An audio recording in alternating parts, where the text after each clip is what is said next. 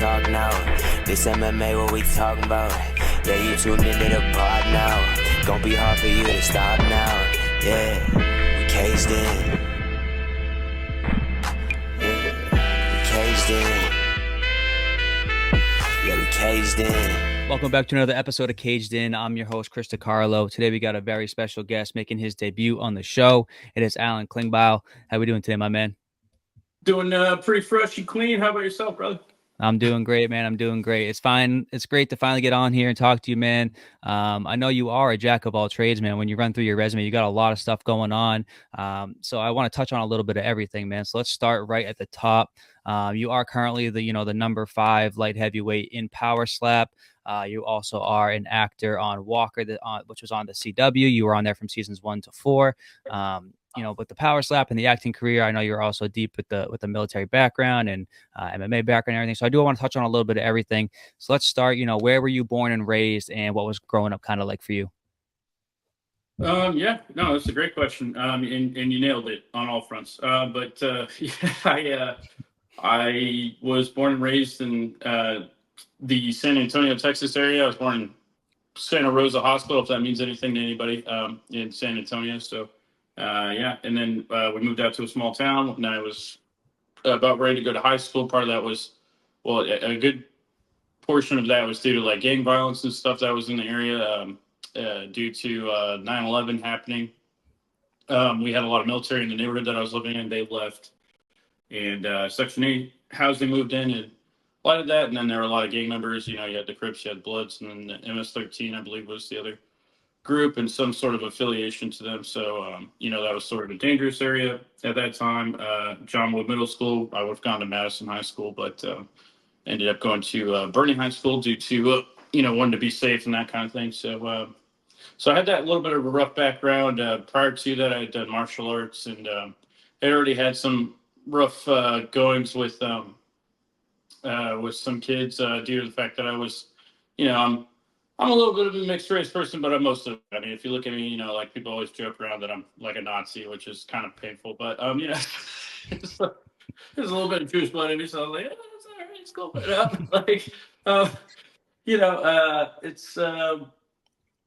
So I don't know. I dealt a lot with that as a kid, and my parents put me in Taekwondo. I had like a really old school master, and it was an Olympic style place. So we had people come through there to train for the Olympics, and I got the benefit of like training with some of the best. And I was working my way towards that. If it hadn't been for the gang violence, I probably would have done.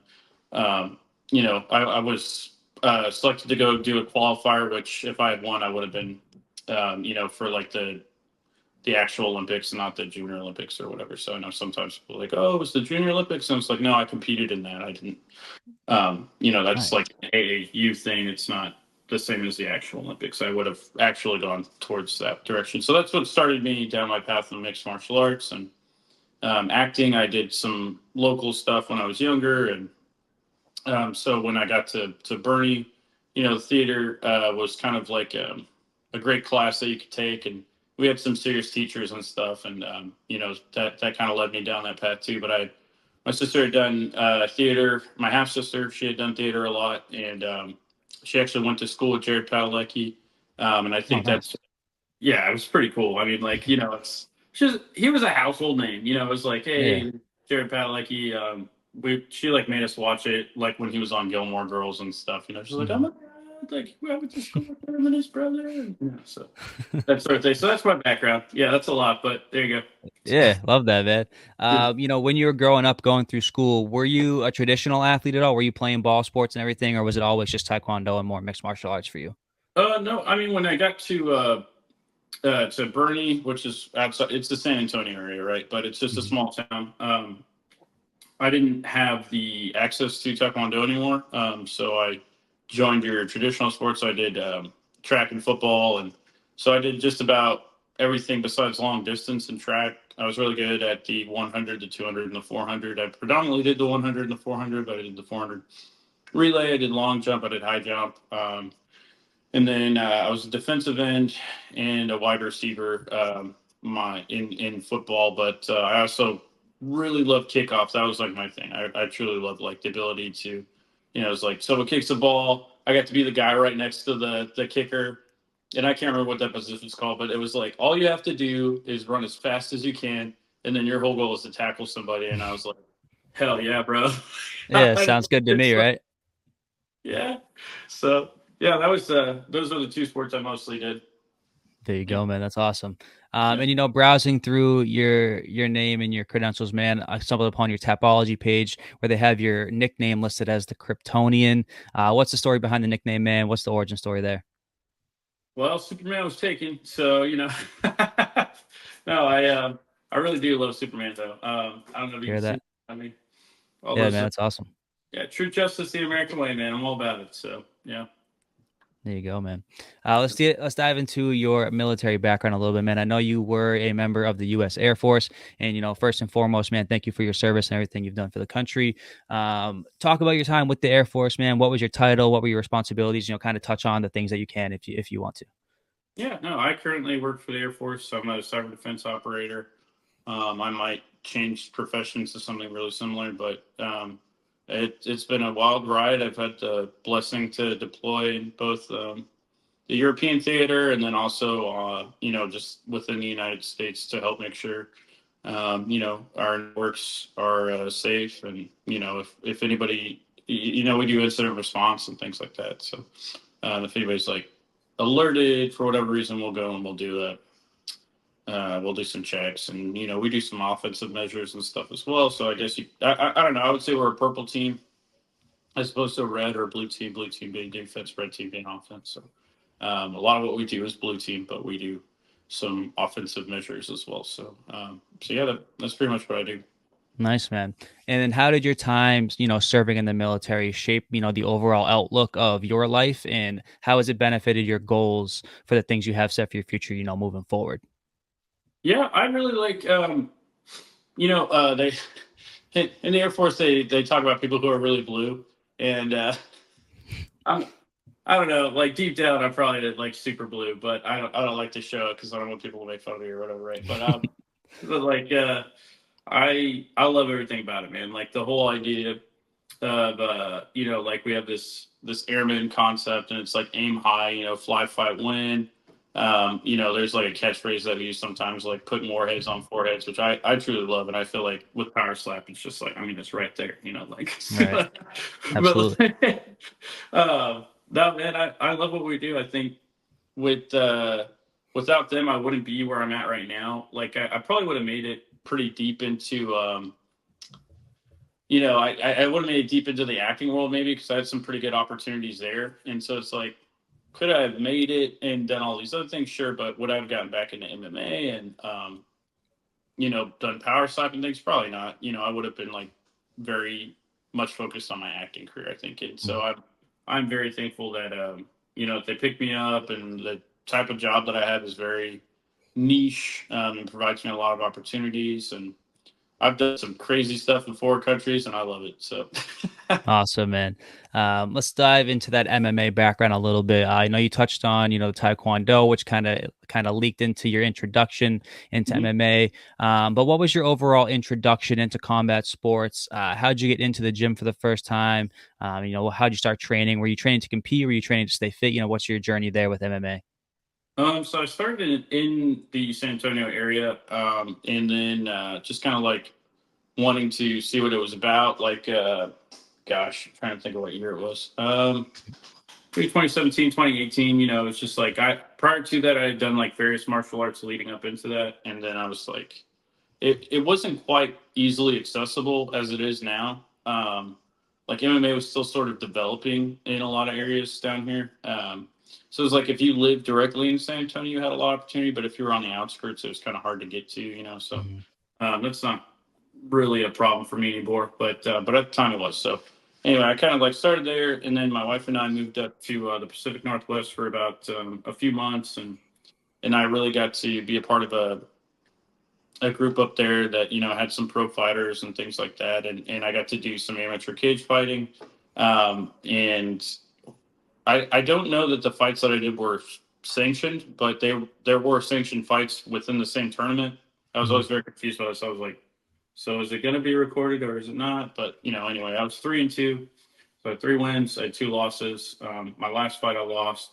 and it was to some guy who was like, I don't know, he was like on the semi-professional level basically, and he was a former pro boxer. He was taller than me, and he just had more significant strikes, right? Like with the boxing. So that's something I've been working on a lot, But I just, yeah, I don't know. That started me down like my actual journey of being in the cage, and like prior to that, like one of the rituals they had was like you had to be tapped out one time with like when you're doing BJJ portion of the workout. So I was like, all Right. right, and I was out for like 5 or 10 minutes, I think, because they did it too hard. Like they're like, we were kind of worried we were gonna have to call the ambulance for you. So that was fun, man. Yeah, I don't know. It's just stuff like that. Like it's a good time, and you meet great people, and then outside of that, like I've traveled a little bit and did some mixed martial arts here and there, and when I was like doing some technical training for the Air Force, there was like a combat.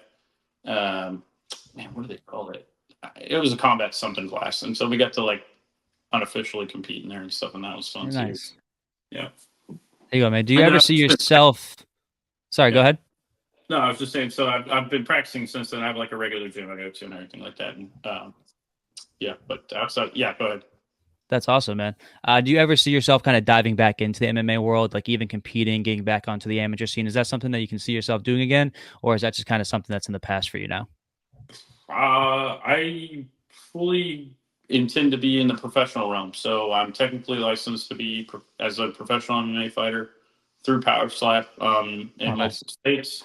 So I don't think that like I don't know. I train with pros. Like I think taking a step back in the amateur realm, even though I've had a lot of people want me to do that, I don't know, man. I'm like I've already crossed that threshold. I'm a professional now. Like if I'm gonna do it, I'm gonna do it on a professional level, even if I don't know, man. I love fighting, so like that's what I aim to do. Yeah. That's awesome, man. That's awesome. All right, let's get into your power slap career a little bit, man. Like I mentioned at the top of the show, you are the number 5 ranked light heavyweight in power slap. You're also on Road to the Title season 3, which is airing now. Your episode kind of just aired this week. Let's go from the beginning, though, man. How did you ultimately hear about power slap? How did you get your foot in the door to get into the organization? And what kind of piqued your interest into being like, all right, I want to throw my name in the hat here and kind of compete in this thing? Well, I applied pretty early before the sport even started. It was like I guess it technically had started. I don't know. There's this weird timeline with the sport. I'm considered one of the OGs, right? Because I started with Power Slap One, um, and we were like a behind the scenes crowd because we were more or less sort of stand-ins to get everything set up. But if we won and they liked us, we got a contract and all that jazz. So, but yeah, like originally what happened was I applied like several months before. I saw Dana White post about it, and I was like, no way, this is so cool. I had seen it like on YouTube, like some of the Eastern European stuff and things like that. And I think I had even seen like a video of Dan White getting slapped by some pro fighter. I can't find it, but I swear to God, I've seen it. I'm like, Dana, if you're watching this, you got to post that video. I know it's out there. It's like, I've seen this video. It wasn't Right. it. Anyway, so I saw him post about it. And he was like, if you're interested, you should join. And I was like, cool, that would be awesome. I get my name back in the MMA realm, like maybe get something on the acting reels side. I was like, worst case scenario, this would be a great gag reel, right? So when they called me up and I got a weird text message. This is the first thing that happened to me. I was on a mission with the Air Force. I was in a hotel, like a long day, and I got this weird text message. And probably the only reason I replied after doing like the most thorough cyber research to make sure I wasn't getting hacked or something like that. So like, I'll just being honest with you. I was like I don't know. If you're in my realm, you're like, this could be nothing or this could be something. And then I saw how official it was, and I was like, kind of even more worried. I was like, all right, this could be like a nation state actor. I could be like a low level threat that they try to escalate to. Yeah. It was so I went to this whole thing. I know it's like totally like anyone who hears this probably make fun of me, but I'm just being honest. They're like, screw you guys, I don't care. Like I had to make sure it was good. So I hear you, man. Anyway, I confirmed all this, and it was like, hey, we're going to send you to do some medical appointments. So I was like, cool. And they're like, you have to be ready for this date. And I was like, awesome. And then I realized how many forms I had to do for the Air Force too in the meantime. So it was just like executing this mission. doing these medical appointments that seemed really weird to the Air Force. They're like, what do you need these for? And I was like, no reason in particular. Yeah. Like, Don't worry about it.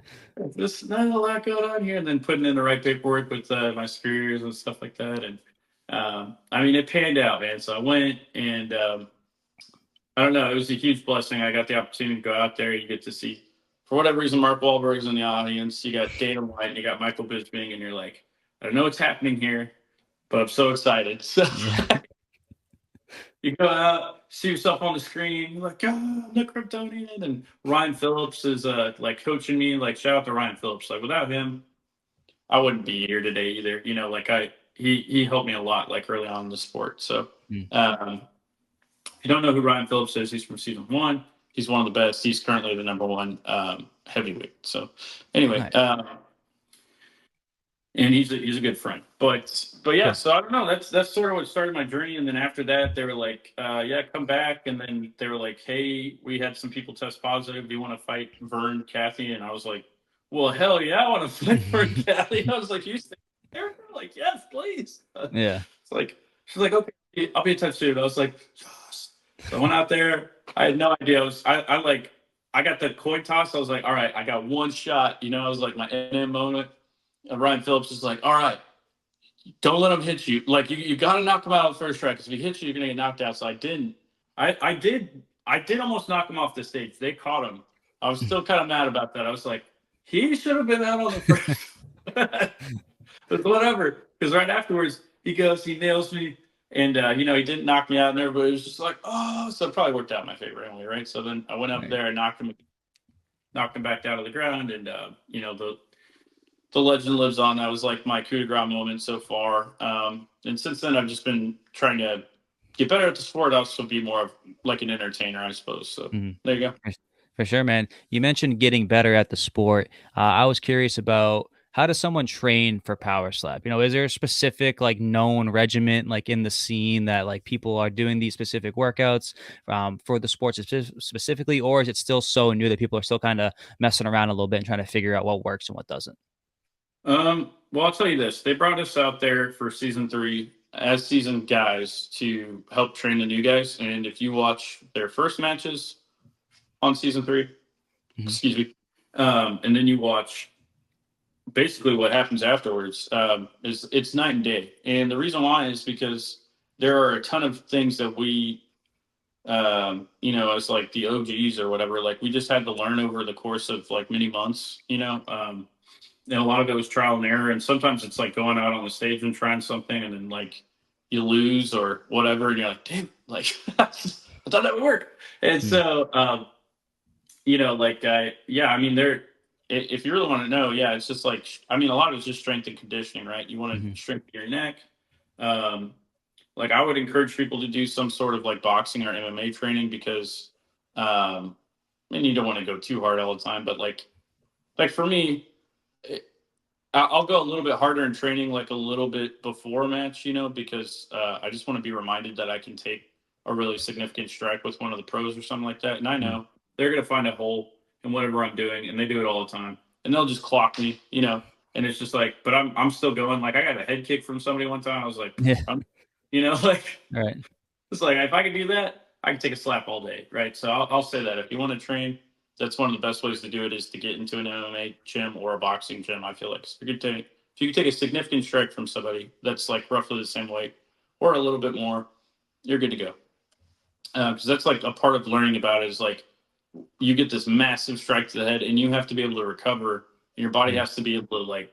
I feel like there's a shock factor in there. It's like, oh crap, I just got the crap kicked out of me, and like maybe you barely like see darkness for like half a second or something, but like how do you respond, and all that kind of stuff. And I feel like you know, if you're a serious fighter, it's just something you're used to, right? So yeah, the first couple of times it sucks, and I don't know, that I think it's a lot of fun, to be honest. I'm like, Yeah. I feel great. Like when I'm out there, I'm just like, yeah, let's go. But yeah, a lot of strength conditioning, and then I would say mixed martial arts. There's some techniques and stuff that, you know, like I feel like if you're a fighter, you know, I'll gladly show you, but I'm probably not going to share them on this podcast. I got you, man. No worries. You're currently 3-1 in slap. Do your matches on road to the title, do those count on your record, or are those more exhibition? Because I know like how the UFC does the Ultimate Fighter. Those matches on the Ultimate Fighter are exhibition. They don't actually count on their professional record. Is that something similar that you guys do on road to the title as well? As far as I understand, it's an exhibition match. The contract I signed and what Power Slap told me before I got out there. Erica, who is our matchmaker, she told me this doesn't count towards your record, and even if I got like this massive knockout, that like it wouldn't go like I wouldn't become number one or something like that. Mhm. She's like, I'm not going to change that for you. She was like, it's going to be a great opportunity for you, and obviously, I really wanted to be on the show because for both the acting and the Power Slap side of things, it's like For I don't sure. know. Right. So, but yeah, no, it's I believe it's an exhibition match. So. For sure, yeah, that makes sense completely. Let's talk about the last episode that just aired, man. It was episode 11. That was your match versus Luke Simonds. You ultimately lost that one via split decision. There's a few technicalities in there, man. How do you feel about that match overall, and do you agree with the decision that was made? Um, I'll tell you this: I'd probably be more happy about the decision if I didn't have like three people that I respect that were there that immediately walked up to me and said, "You totally won," and he flinched. And I mean, I didn't get to see the film because they know normally what to do is they play it up on a big screen in front of you while you're out there, and so Mhm. you can kind of see it and review it with your coach or whatever. And but we didn't get that opportunity, so I was like, okay, I just accepted like whatever they said. And I thought my coach was just being nice to me when he said he flinched at the end. When I saw the video at the end, if you see it, they called me for flinching for this, and he did the same thing. And so I was like, well, it's not a club. He moved his whole head forward. So, it's like, Mhm. I feel like I won that match because of that. But I'll tell you this, Luke Simonds taking my hits, he's a hell of a guy. I think he's a good addition to the roster, and I think he will be a lot of fun to compete against again if I get the opportunity or anybody gets to compete against him. He's a good guy, and he's got like a really interesting technique. I felt good about the whole match in general though because it's like super entertaining and you never know because you're like I think I did this, but your adrenaline's pumping.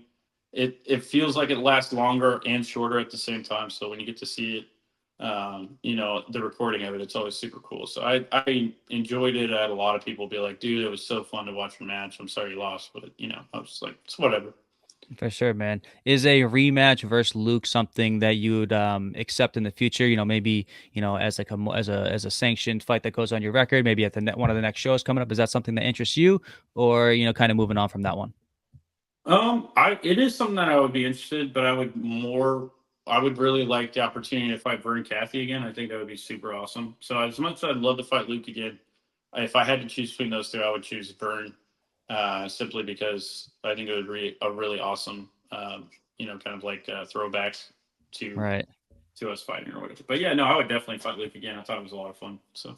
Cool, man. You fought at the first, three big Power Slap events, Power Slap 1, 2, and 3. What have you noticed about the growth of Power Slap? And do you see this becoming something bigger than, just the highlight reel, KO reels that everybody sees on the internet? Well, yeah, I mean, yeah, I'm interested to see what they do moving forward, but I can't help but notice that we've grown tremendously, and like everyone kept saying, like this is only going to last for so long, it's only going to last for so long, and of course, as with any combat sports, like do we have an expiration date as a fighter? I mean, probably, but like I have no reason to believe that it's not going to continue at least well over a decade from now, if not longer. Hmm. Dana White seems to think it's the next thing, so I I choose to believe that, like, I don't know, the Furtado brothers and Dana White are way smarter than I am. I'm not gonna lie, I'm not a dumb guy. Like, Yeah. I trust their business acumen. I'm like, God, they just really know how to market things and get things going, and it's expanding, and it's gonna be. I mean, a long time ago when we first started, I would see the social media pages of these other countries, and they talked about expanding, and I'm like, if you continue to branch out into these other countries, then I don't see why this wouldn't equally be like. I feel like we complement the UFC. If I'm being honest, it's like people want to watch the UFC because who doesn't freaking love mixed martial arts, right? But Right. Power Slap, it's like you get these really raw, intense moments that you almost can guarantee, and it's just like you don't know what's going to happen, but you know it's going to happen at the same time. It's like, okay, all right, like commercial break over, like you can almost be like, it's like way different, right? Like UFC fight, you have to be watching the entire time because I've had it happen plenty of times. So I like turn around to like answer a friend or something, and the guy's already knocked down. You're like, no, I missed it. Like, I can't rewind it, but you missed that moment, man. So like, anyway, like with Power Slap, it's just like I don't know. There's this like specific dopamine level where you're just like, all right, this is about to happen. I don't know. Oh, we didn't knock him out. Like, oh, that dude's got a chin or whatever else, or like that was a terrible foul. Or like it's like really compressed mixed martial arts in my opinion. So I know I'm sure someone will be like, oh, it's no sport or whatever. But, you know what I mean, right? Like that For sure. excitement is there. Yeah, So 100%. I yeah. definitely understand what you're saying, man, for sure. I know as far as future events, they have the one that's coming up October 24th in Abu Dhabi. I assume you're not on that one, correct? As far as I know. So As far as you know. And then I saw that they have the fight card booked for Vegas for Power Slap 10. That's going down December 6th. Is that a card that you'd like to be on? And do you have an opponent in mind that you'd like to face? yeah, I mean, yeah, it's always hard to say, right? Like, because even if you do have a match, you're not really supposed to talk about it unless they told you specifically that you can. For sure. But yeah, I don't know. I would love to fight Vernon Caffey again. Like I said, I think he's my prime target if I had to choose somebody. I think he's currently number one. So is it a huge jump from 5 to 1? Sure, but I fought him when I was 6, originally. So Erica Dana, I mean, let's run it back. Like Alabama versus Vernon Caffey too. Let's see it. He's got more of a chin now, and I'm stronger. He's stronger. Like, let's go. Yeah, sounds good to me, man. Let's get that one rolling. All right, man. Let's dive into your acting career a little bit. I know you kind of touched on how you got started in acting, but can you just kind of give me the story on how you got started and what were some of the first roles that you kind of went out for? Um, yeah, like I guess it. Well, I mean, I don't know. When I was young, I did a lot of stuff. Yeah, let's see. I don't know. I mean, the first professional one, the reason why like Walker gets mentioned so much is that's like my first like really big gig, right? So, I'll just say that. Yeah. So I went to be a background actor. They meant to have me be a principal during that day, and like just in a hilarious coincidence, I legitimately had to use the bathroom. I came back, and they chose somebody else, and then like I'm dead serious. And this guy, Yeah. he was like some young kid, and it was only for a waiter part, right? So Mhm. I was a barfly background person. You see me for half a second. My car got used, which I always love. I just love, absolutely love that. My car is just randomly sitting in the shop more than I am. And then it's like, so this other kid, he gets picked, and he gets bumped up to principal, and then they're like, "Oh man, they were looking for you," and I was like, "I was gone for 10 seconds." Like, God dang. Right. Um, and so, needless to say, they're like, "Actually, we still really like you, but we're happy we didn't choose you for this principal role because we'd like to use you as a regular ranger on the show." And I was just like a Texas Ranger, and they're like, "Yeah." And I was like, all right, sweet. And they're like, sometimes sometimes you'll be saying something, sometimes you won't. And I was just like, I don't care. That is like one of the Yeah. best I've ever heard. All right.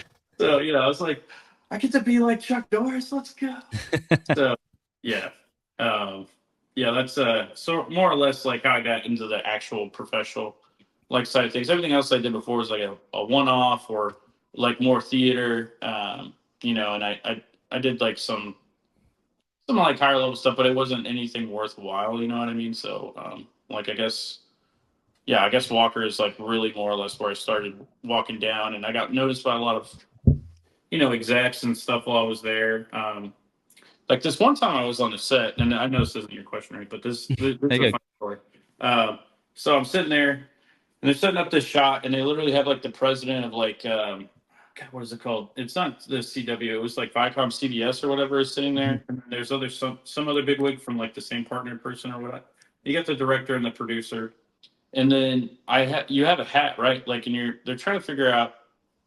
I don't know why this shot is like focused on me for whatever reason, right? Like I'm not the main character by any means. So I'm sitting there. There's no air conditioning at this time. I'm sweating to death, and like they it's like the middle of the night. I've been there for like 14 hours, and they have a hat, and they're trying to figure out, is this hat going to be next to you on the desk? Is it not going to be on the desk? Like it really needs to be on the desk. Like your ranger wise, is not really going to hang up on the wall here. And here's this newspaper. Okay, hold this file. And so holding this file, but I'm dehydrated, so I'm shaking a little bit. And they're like, "Can you hold still?" And I was like, "Can some water, maybe?" Like, Right. I was like, "I can't because I'm dehydrated." And they're like, "All right, just screw the paper." And then they're like, "Oh, is this? There's this hat. There's not hat." And so I got up from the scene like 4 or 5 times, and I had someone like one time it was the Viacom CBS president. The other one was this other partner that was like at a similar level, and both of them were like, "Why don't you have the hat?" And then they were like, "Why do you have the hat here?" It's like, I don't know what to do with my hands. And Yeah. like happened like 3 or 4 times. I don't know. That's the kind of stuff that happens on a professional set. That's just it's just a quirk that like you can't communicate to somebody other than a fellow actor or whatever. But I don't know. That was like one of my first really big experiences on the show, and I really loved it. And I guess that's kind of like what broke me into it basically. But I don't know. More or less, what I found out is that I am just nice, and so that's why a lot of people like having me back. I Nice. think that's what I've been told. There you go, man. Whatever works, whatever keeps getting you the call back, man. That's all that matters. I think so. You mentioned, obviously being on Walker with Jared Padalecki. You mentioned earlier that he went to high school with your sister. Was that kind of a Mhm. cool full circle moment for you? Hell yeah, man! I think it's super cool. Like, it's kind of like a weird, surreal thing, right? Like Mm. you're like pretty sure I saw you on the theater stage when I was a kid, and then I saw you as an adult now, and we're in the same scenes together and stuff. And you're just like, Yeah. that's super weird. And he's a super nice guy, like Yeah.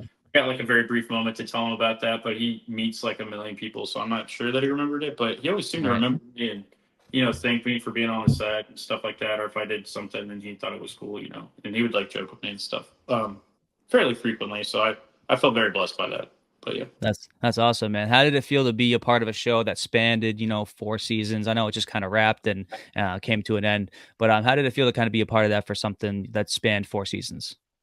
I kind of feel like I do about Power Slap. Like it's just I don't know that people understand like I don't know, maybe they do. It's just you get to be a part of something that's way bigger than yourself. Like if you look at it from like a project management side, you just get to see this tremendous budget, like all these professionals around you, like the expense of the equipment down to the amount of money that's spent like just by personnel being there and things like that, and the professionality of all these people and like how nice people can be and things like that in an industry you would expect people to be rude and things like that. I don't know. It just kind of I feel like for me, I feel just incredibly blessed and honored and like very humbled by being in the presence of people like that. Because like sometimes you're like, I work really hard, but do I deserve to be here? And then you get to be alongside of people like that. It just makes life a little bit more worthwhile sometimes. So yeah. Right, man, for sure. That's cool. How do you balance your power slap career with your budding acting career? And do you have one of the two that you kind of prioritize over the other?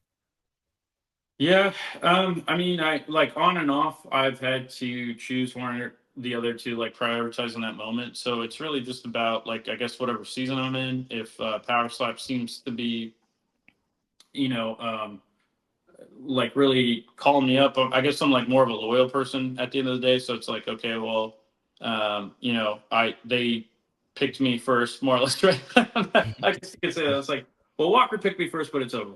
So it's like, they like if Power Slap is like, hey, we want you to compete and stuff, and I'm going to take that super seriously, and I'm going to work around that with my other things. Minus like if Netflix picked me up for some incredible movie and it was like I was alongside like some number one actor, I'm sure they would work with me, to like Hmm. maneuver that schedule. But outside of that, I would say I always try to prioritize Power Slap first, unless like I said, the project like makes sense for me to maneuver whatever else. But there are other times where it's like I might be on a Power Slap match and they're not communicating enough with me because they got so many things going on, and I'm just like, okay, well, I'm going to be doing the acting thing at the moment, but I mean, my 9 to 5 is still with the Air Force. So I most of my life is like it's really just kind of chaotic, trying to balance just working out, learning how to act better, picking up gigs, and trying to get to the next best thing. And then when Power Slap calls me, I get the blessing of going out to compete. And then on the meantime, I'm trying to get back into the MMA world or even crossover boxing or something like that. So that's pretty much what goes on. Yeah, man. So you're definitely juggling a lot of things, man. Wearing a lot of hats. It's definitely cool to see you kind of navigate your life as you balance all these cool opportunities. Um, Looking forward into the future, man. Do you have any projects currently in development on the acting side, or anything that's booked that you're kind of excited about that you can talk about? If not, I understand. But is there anything that you have kind of something going on that you'd like to talk about now? Yeah, the most concrete one that I have is I will very excited about it actually. I got picked for like a major supporting role as like a main character sidekick basically. Mhm. And so, I'll be through the majority of the movie and stuff like that. But it's a movie called Nikos. I will be playing a part called Andreas. And like I said, I'll be sort of a sidekick to the main character. And so it's like, I don't know, it's a pretty big deal. And as far as I understand it, they haven't given me like all of the details, but they will in January because they won't film until next summer. But Nice. um, but it'll be in Greece, and so I'll get a free trip to Greece, and like, Hey, you can't know, complain about that, huh? it's no, it's not in a military capacity either, which is like super cool for me because like most of the time I go somewhere, like I have some sort of military tie to it, like Right. off in the forms. So and I get the vacation on the side or something like that, but it's just kind of cool that like for the first time, this is the only thing that like I have going on. So I don't know. I'm pretty pumped about it, man. Yeah. That's awesome, man. Congratulations on snagging that one, man. We'll definitely keep an eye out for sure. And one last question before I get you out of here, man. As an actor, I'm sure you have like a dream role. Is there a character or a specific role that you always had your eye on that you would like to have one day? Yeah, I mean, at the end of the day, I would settle for any like super pivotal role that would like inspire people. Like, I don't know if you've seen like The Gladiator or something like that. Like, who Mhm. doesn't want to play Maximus or somebody? But Right. or Leonidas or John Wick or somebody like I know John Wick's like a little bit less inspiring, more of like a total badass. But Right. you know what I'm saying? Like somebody like, but at the end of the day, who I've always wanted to play, and I'm just being dead honest, like is I think it'd be super cool to play Superman. I would absolutely love that. I think the Christopher Reeve version of Superman is the only one that's really nailed it. And I think if I ever had that opportunity to play the role, of Clark Kent slash Superman, I think I could really bring that back to the screen. And 'cause I don't know. I don't like what they've tried to do with it multiple times. Like, and they brought a British actor in the last time. And I was like, what are you doing, man? Like, Yeah. this is not Superman. I hear you, man. I mean, Yeah. if they ever decide to do like Superman, like Crisis on Infinite Earths, where they kind of bring in like a bunch of different Superman, would you like throw your name in the hat for them to come in like a Superman, what do they call it? Like a Superman like alternative role? Hell yeah, I would definitely do that. Yeah, Where there's like definitely. a bunch of like Superman from like a bunch of different realities and a bunch of different universes where they're all kind of kind of battling out there. I know that storyline where there's a bunch of them kind of in the same book. So it'd be kind of be something that's kind of cool if you could get your name in that one for sure. Yeah, definitely. I would kill to. I mean, even if that was all I ever got to do, I would be down with that for sure. For sure, man. All right, Alan, I appreciate the time, man. Thanks for coming on and chatting with me. Before I let you go, man, where can the people come find you? Shout out your social media and anybody that you want to thank or shout out before I let you go. Yeah, yeah. Thank you very much. The best place to find me is Alan.Klingbeil on Instagram, and it should pop up very easily. I'm the only one with a blue T-shirt, looking goofy, like doing something like this, with power stuff in the background. But yeah, so it was the Kryptonian for the longest time. That was too confusing for people. So please Yeah, just look up Alan Klingbeil on Instagram. That's the best place to find me. If you want to, I'm also Alan_Klingbeil on Twitter. I'm trying to be more active there, but yeah. So those are the two places you can find me. Or X. Sorry, Elon. gotcha. X. Yeah, Right, we don't but want to piss anybody off. yeah, that's right. I was like, I really like Elon. Please don't be pissed. Um, don't. Yeah. Anyway, so who do I want to thank? I want to thank everybody that's ever like coached me or believed in me or anything like that. So that's from everybody from my Bernie MMA gym to people that have mentored me, as well as Ryan Phillips, who was my coach for the longest time with Power Slap and still is on some level. And definitely want to thank Dana White for the opportunity to compete in Power Slap. I hope one day you will see me as a UFC fighter, but until then, I'm your guy and Power Slap. There you go, man. Alan, I appreciate you, man. Thanks again for coming on, and we'll talk to you soon. We'll keep an eye out for all the future projects you have coming. Got down for the count and he can't even talk now. This MMA, what we talking about? Yeah, you tuned into the pod now. Gonna be hard for you to stop now. Yeah, we caged in. Yeah, we caged in. Yeah, we caged in.